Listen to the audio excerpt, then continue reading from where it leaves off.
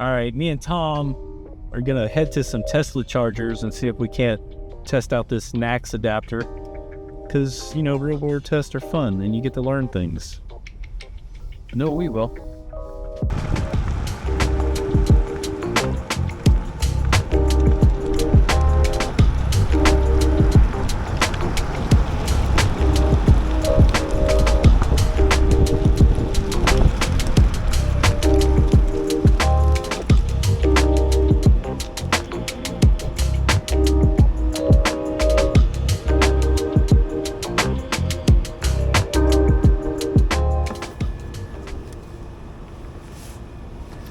Gonna open this thing up, open your charge ports, and then you've got an arrow and it says top. Gonna install that right there, push it all the way in. Oh, you're in there. Okay, so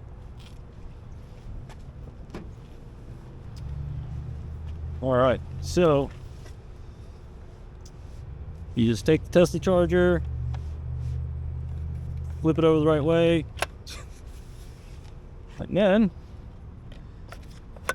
plug it in. You can hear it lock. Get this light here, and it's flashing green up there. Which means we're doing something. Yeah. So that's that. You just pull it out. Take that guy off. Give that back to Tesla. Pretty simple. Plug and play, really. I mean, literally. There's not much to do. You just push in that little plastic adapter piece. Forget about it. It's in there for good now. Right. One of the things I'd be interested in, I want to know, you EV people out there that probably have a lot more real world experience with electrical vehicles, are all the Tesla chargers, do they all have that 4.5 foot long cable? Yeah, I'm sure that's intentional. And you do have to get pretty close to the charging dock, since the charging port on the Ariya is on the front. Actually, it's front side, right? Kind of. It's the front right, and it is pretty far back on the fender.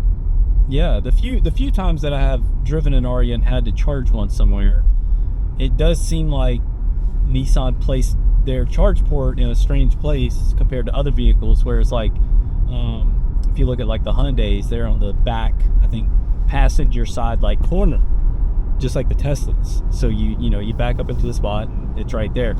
How have you guys had any issues with that? Truly interested.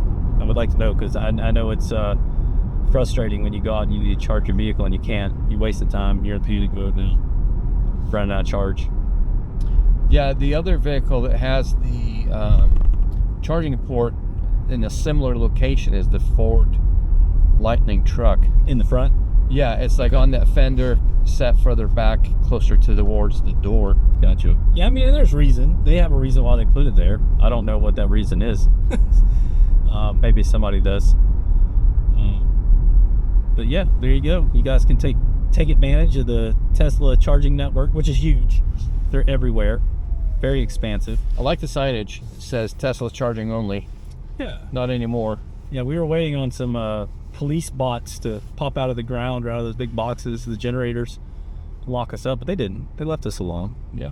They'll probably take those signs down eventually, because they're the access to the superchargers is sort of a newer thing, and they don't. I was looking on the website this morning, and there's like half the vehicles they want to give access to it have access, and they're still waiting.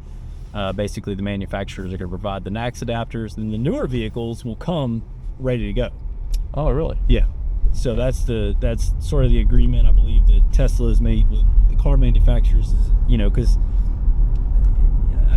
they need the access to it, so they got to come to some sort of agreement and work together.